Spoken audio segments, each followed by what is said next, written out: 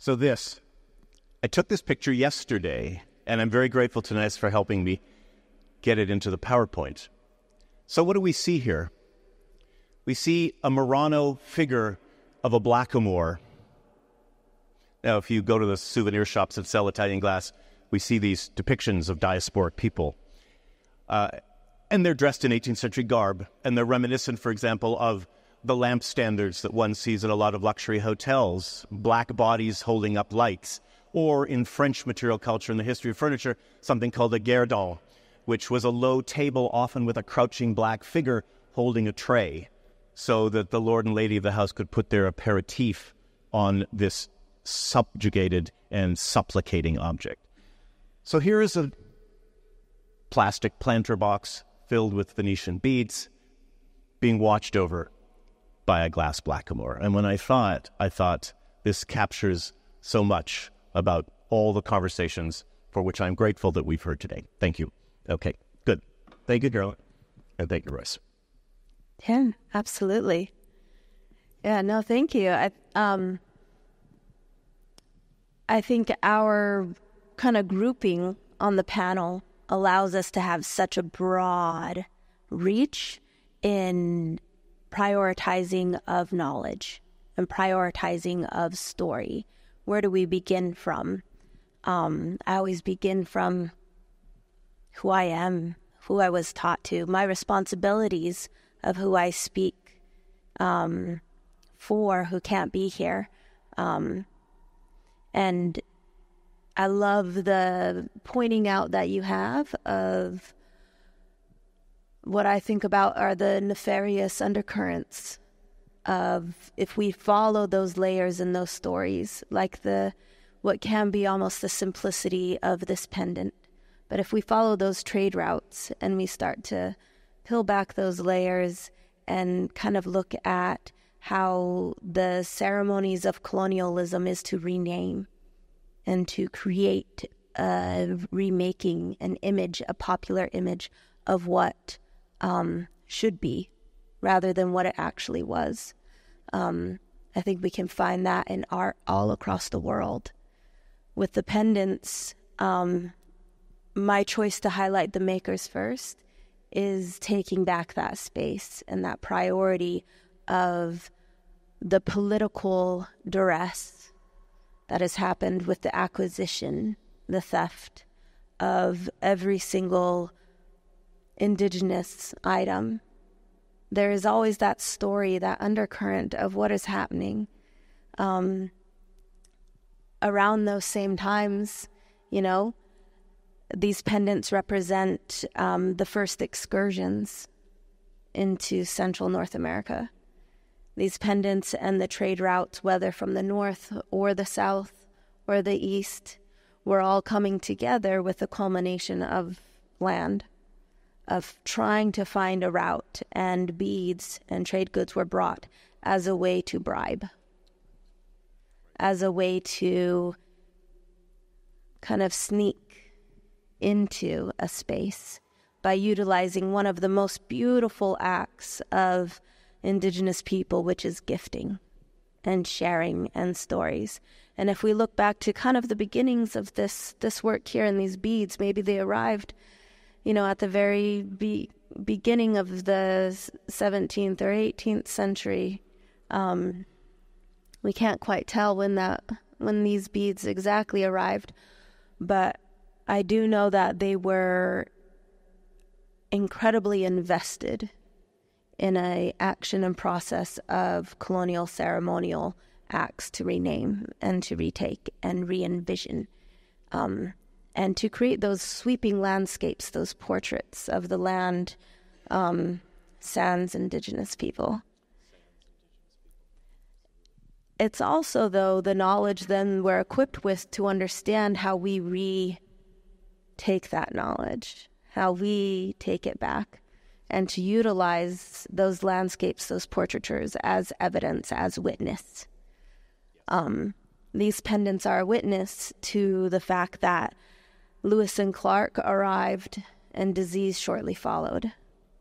They also trained well after William Clark was named and, paid his way to be the first superintendent of Indian Affairs and opening the gates of St. Louis to the west, he trained George Catlin, who is known worldwide for his portraitures of indigenous people. But the undercurrents of the nefarious deeds is to paint us grotesque, is to paint us in anatomically incorrect proportions, to paint us in ways where the savagery could be a sideshow, an attraction. Also with the understanding that George Catlin then fostered in the support of many of the first treaties and then the doing away with treaties and agreements. And then you see the same train of thought, people who then arrived, Maximilian de Wied, who came with Karl Bodmer, who was an incredible ethnologist who actually documented as he saw it.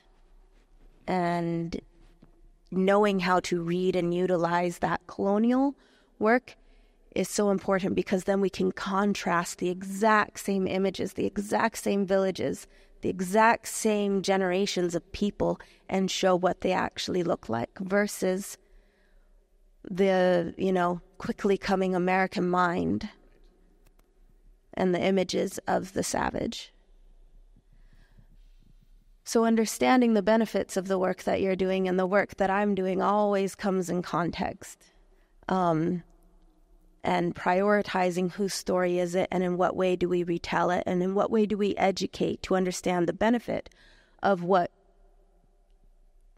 can be taken as just very traumatic pieces of work, or we can use that trauma and empower ourselves as a form of witness. And that's what this pendant is. That's what those paintings are. That's what those landscapes are, is they're a form of witness that we become skilled in different ways to interpret and utilize to our benefits. Yeah. So that's kind of, Absolutely. Let's start with the other questions. No, absolutely. So you say broad. I would also say it's really different. So when we stay with the object, the material, and how you speak about its agency, it's quite different. It's as if you travel some sort of into the opposite directions. So you Royce, speak about the object as this potential. It always has the potential to be transformed, imbued by the maker. But as far as I understand, and also from our conversation yesterday, even if it's not imbued by the maker, it has the potential. So it is always there. And so this is something which is inherent in the object. And what you presented, Michael, is that the object is very much this signifier of this complicity, of genocidal violence and imperialism, and which counters denial, and which some sort of points towards something that lies outside of the object. Yes, decidedly. I mean, I think objects, if we go back to Ruskin and anyone who writes about objects, they have power. They do have, there's the actuality of them, the fact that we use them. We might like the way they look. We might like the status that they bring to us. But the implication of things beyond the personal and the psychic has to be the social and the global. And therefore the question is how one gets to a narrative. Early narratives of divas, for example, talk about the beauty of those interiors and the well-being of the people. And yet, I would say that needs to be taken in the context of time. And now there's an opportunity for thinking beyond the object to the systems and structures that give rise to the object and give signification. What is the signification of the object in the passage of time? So thank you for that. Can you maybe both speak about the relationship between the object and the human body? Well, that's... That So if we keep within a narrow focus, because we could go all over with that, of the beads, the adornment, the regalia, the body becomes almost transcendent for items. It becomes a way and a method that breathes life and animates or reanimates items. And so when we use language to describe interacting and engaging with collections, with ancestral items or contemporary items, and we talk about they must be danced out. The human body and the human form and our actions allow us to express things for these items that maybe might not be in the vocabulary of people who don't know what it feels like or what it means to dance an item, to sing to an item, to meet an item. And I think that comes with perspective and context. So sometimes a knife is just a knife. Sometimes it really is. There is a function, there is a form to it, and the body used it as, in whatever way, a weapon.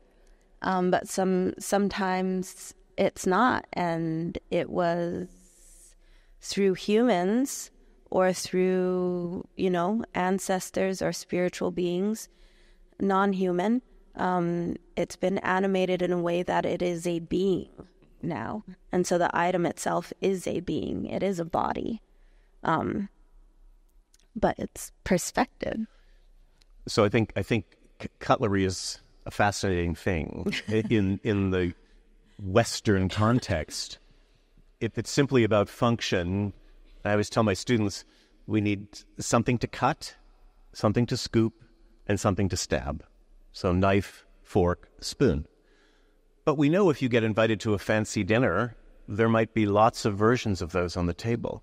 And the assumption would be that you know how to use them and that there's a correspondence between what gets used and when and for what, as opposed to not knowing, in which case the people with whom you may be dining would have their assumptions about your lack of social grace confirmed. There's that, I don't think it's true, but it's a nice story that Her Majesty Queen Elizabeth, the Queen of Canada, was in Regina, Saskatchewan, and had lunch at a diner. And the waitress said, "Oh, keep your fork, Queen, there's pie." Now, if it's true, it would suggest that that person was simply interested in function. You need something for the pie. But for those people who would think, oh, to show off your sophistication, you need the best of the cutlery, and you need to have the manners, and you need to have the table, and you need to have the etiquette, and you have to all those things. So it goes to Carolin, your point about the body. Objects are, for the most part, prosthetic extensions in the Western conception of material culture. They aid us. They extend our reach physically and actually. And so therefore, if it's simply about function, scooping, stabbing, cutting, but it's not. It's about social elaboration and the performance of one's social and economic standing and cultural knowledge and sophistication in the context of a world that seeks always to judge, because material culture and the acquisition of goods vis-a-vis the hills was as much affirmational as aspirational. And I think in the context of Western materialism, aided by colonialism and capitalism, it was always about that. Can I pretend to be someone I'm not? Can I convince people that I'm better than I am? Can I fit into the world that I know I belong to because I'm worthy? And if it means having mahogany and tea and china cups and all of that, so be it. I deserve this. I also asked the question, of course, in relation to Trinket, because I find it astonishing that we have this pavilion with the, I mean, you might know the amount, but with the thousands or millions. Yeah, so it's really the accumulation of this object. Yeah, millions of these beads are in this pavilion. So it's the accumulation of material. But it really is about what is beyond the material, which is the human body and the relation between the object and the human body, and then also amongst humans. And this is also how we experience the work, with our moving body in space and with the wind, activating these beats.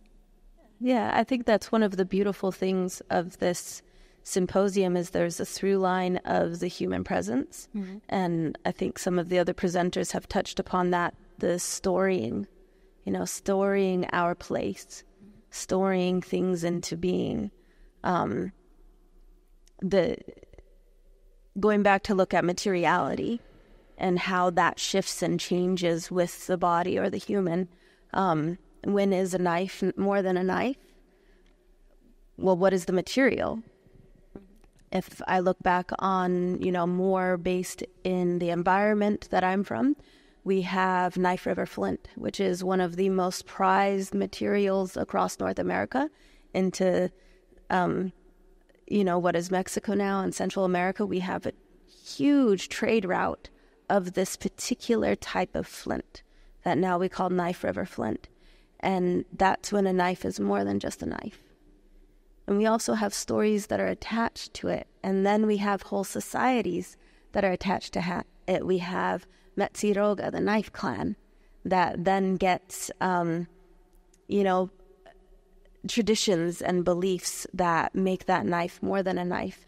And then that item puts a person in a place, meaning that they are reminded of where they are at this point in time, because at one time you only had flint knives.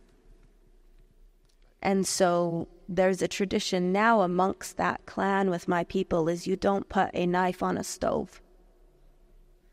And if you look at physically, at one time you wouldn't put a flint knife by the fire or heat it because it would burst.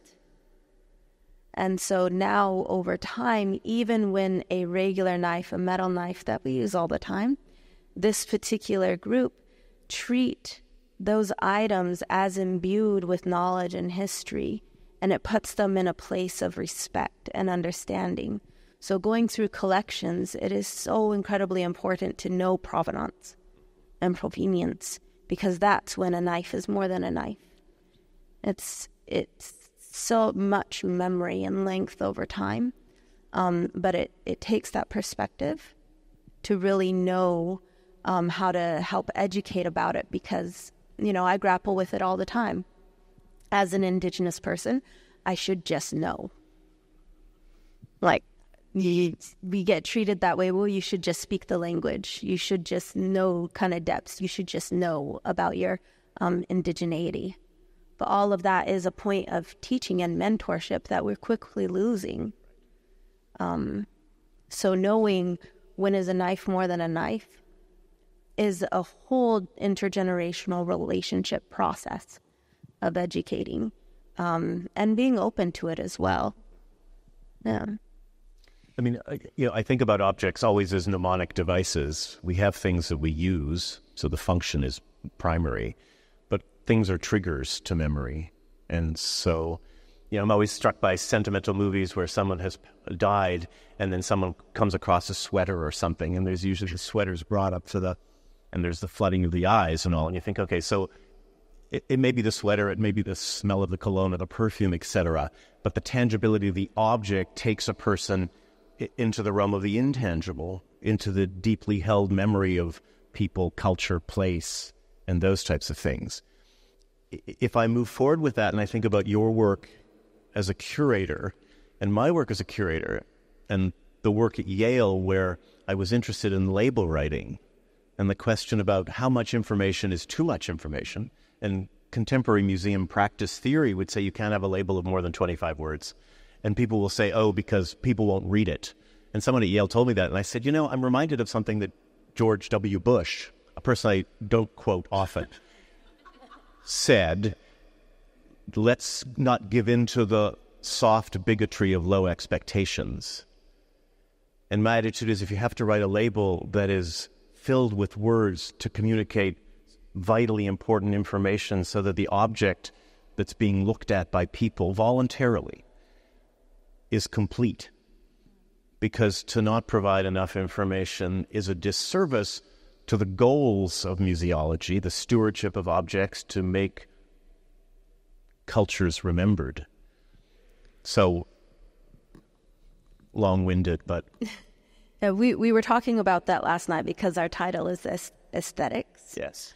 For this panel, and we were like, okay, well, where is the aesthetics? Where do we loop it back? How do we get that? And that aesthetics are important. They bring out this curiosity, this they elicit this feeling, this humanness within us, and being able to put together an installation where the labels sometimes don't matter. Sometimes they don't. Yeah. Sometimes, and we were talking, how do you, tend to people who like labels and help share that story and the process and everything.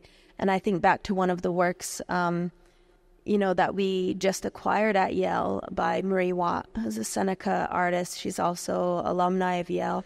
She's created these jingle clouds, anamorphous beings, being around them without knowing the long history of the jingle dress and the movement that was started, the vision that came to utilize it, these, small tin snuff can lids that were wrapped and made into a jingle, and the chiming of all of those strung together bring healing.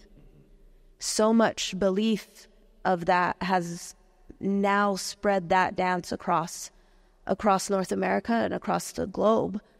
But she's created these jingle clouds that I've been able to witness and been part of activating, that you can feel people come in without any knowledge of the significance of what the jingle dress is, to come in and listen and just stop and pause and be in a space and feeling a space shifted because of what item is now placed in it. I think there's something very, very innate about the aesthetic of interjecting an item into a space. And I can't explain it all the way, but I do believe, and I know the power of that material. And I also know the power of the makers, the community, and the gatherings to create those pieces transcend place and time.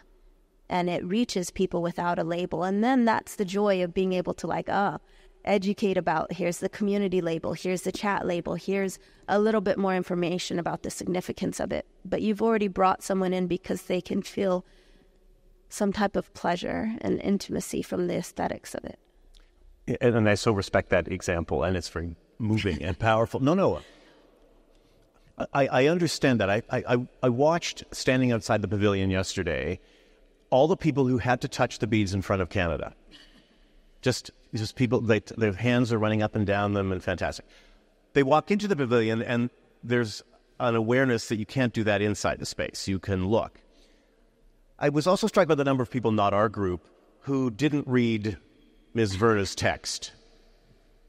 Just went past it, and they took a circle around, they looked at things, and they left. And people were smiling and nodding, and so you think, okay, the aesthetic power of what Kapwani has created is real and palpable. I have no assumptions that people thought about Venice, about trade, about the exploitation of people, the commodification of bodies, a currency exchange for something produced here that might have been gendered and shipped around the world with vast, important consequence, important being good and not good. So then, as a curator and a historian, and my colleagues would know this, I almost want to stop people as they're leaving something, saying, hey, excuse me, just one moment. I noticed you were looking, but could we just have a quick a little midterm before you leave the installation? So your example about the jingle dress, I'm sure that there's a profound aesthetic experience for people who are in the presence of those objects and who hear the sound and the vibrations that would hit the body. wonderful. But as a historian, I think, okay, it can't simply be aesthetic or synesthetic experience. Not that that's not wonderful. I get that. But I, in my life, long coming to a realization that white supremacy needs to be dismantled, that we can't keep exploitive capitalism going at the expense of people and ecological systems.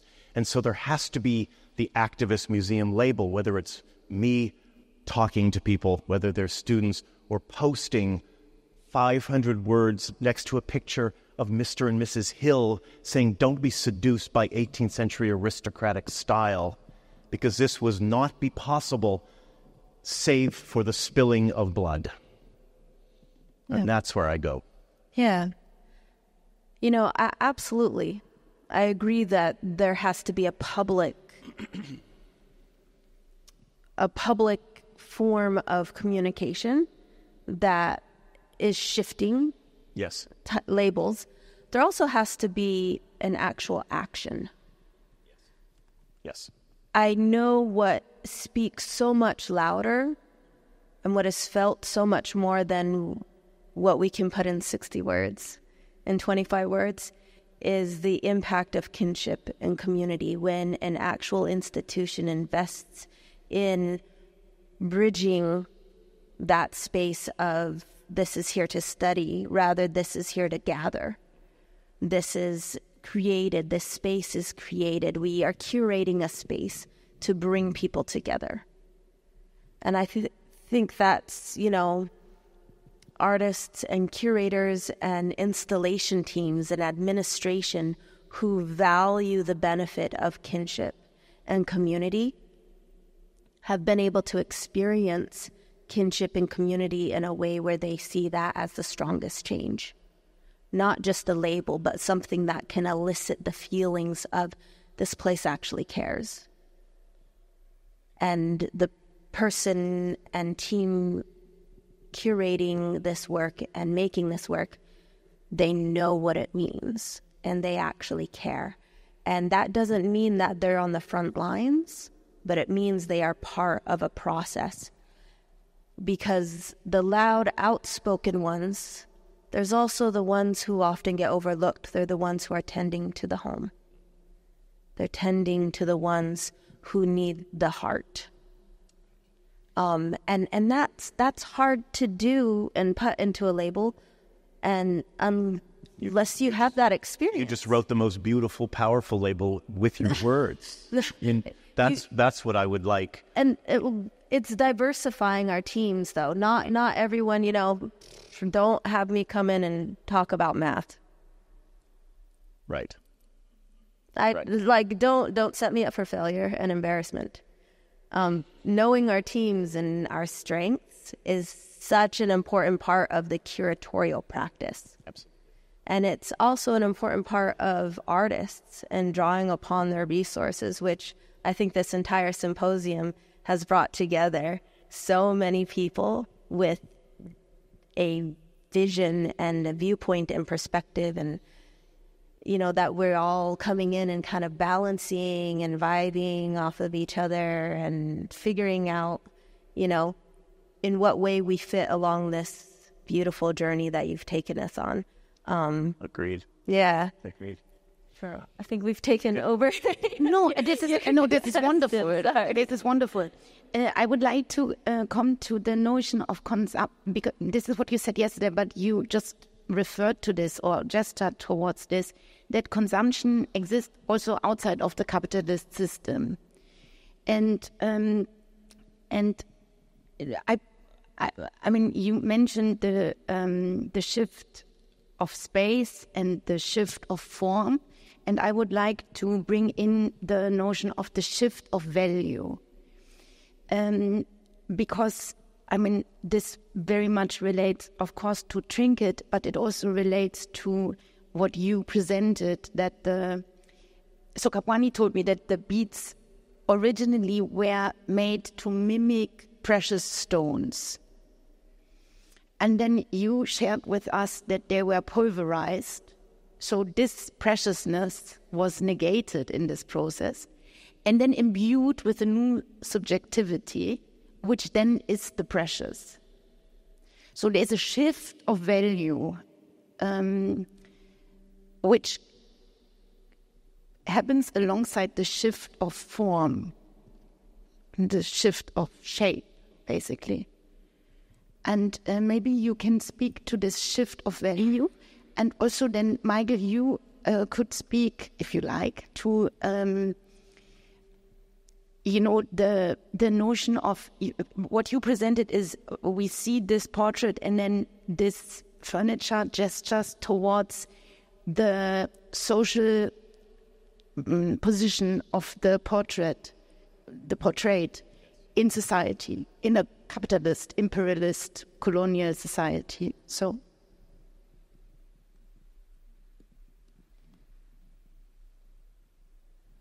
the shift of value, I think with the work that I've been sharing, I don't think that the previous makers were disposing of value. They were engaging in a practice of making it their own, taking materials that had been harvested or acquired in various ways and adding value to it that was very specific to the people who made the request. So I don't think these pendants can be put into a category of blind consumerism. They weren't a commodity in the sense of mass production.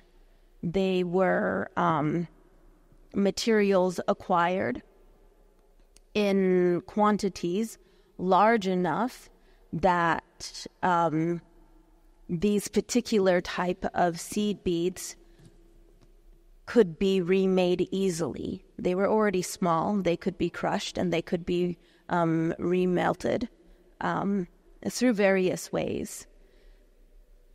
I think if you shift that away from the crushing of the beads, the value then isn't necessarily the actual material on its own. It's the process. So then the value is the maker.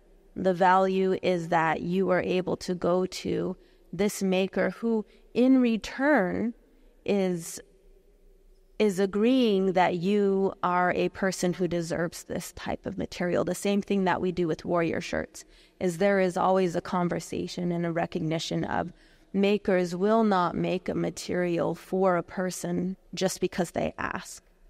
That is a value that someone brings in. They themselves, their body, their achievements is a value that then gets imbued into this pendant or imbued into a warrior shirt. So it's not necessarily a ridding of value, but an integration of it. Alchemy. Yeah, absolutely. This is also what Kapwani is, the structure of alchemy that she's thinking of in Trinket. Like this shift of value, basically. So value, value for objects tends to be determined by markets, collectors, sentimentality, and other related variables. I'm always struck that if you pay attention to the antique world, there's the idea that what's called brown furniture, mahogany, is no longer popular. And so be it. Young people want different things, perhaps, I don't know. But when I think about that in terms of the legacy of the enslavement of people and the mandates of the owners of those people to cut trees to satisfy people like the Hills, I don't want people necessarily to love mahogany furniture, although it might be attractive. It's certainly well made, very gifted craftspeople doing things. But I worry that the fluctuations of taste, the currency of things, will result in a loss of knowledge and a devaluation of the historical implications of things. I wanted to read, if I may, very quickly. And could you just put one more image up there? It's the, I didn't show this. If you go to my power, it's the Tiapolo. So there it is. I don't know how many of you know this image. It's Neptune bringing the gifts of the world to Venice. And there's, all of that stuff.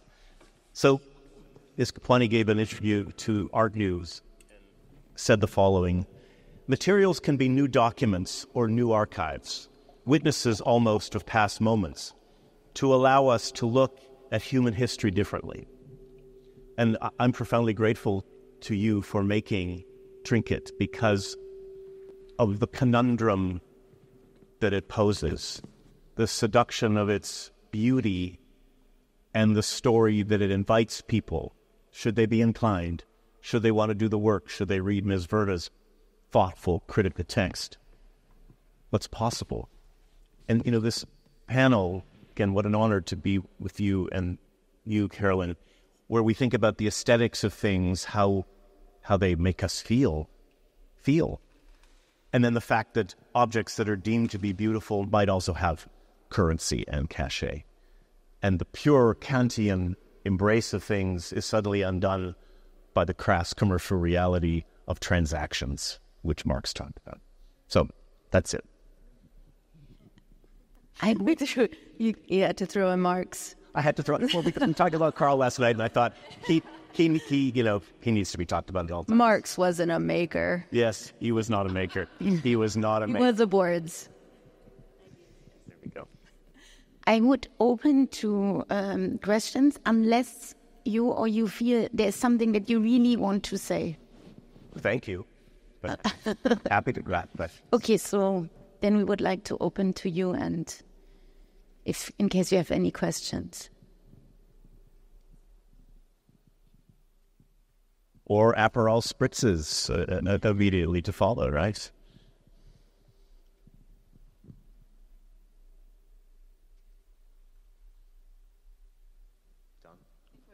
Okay, I actually have a question for Kapwani. The palm oil.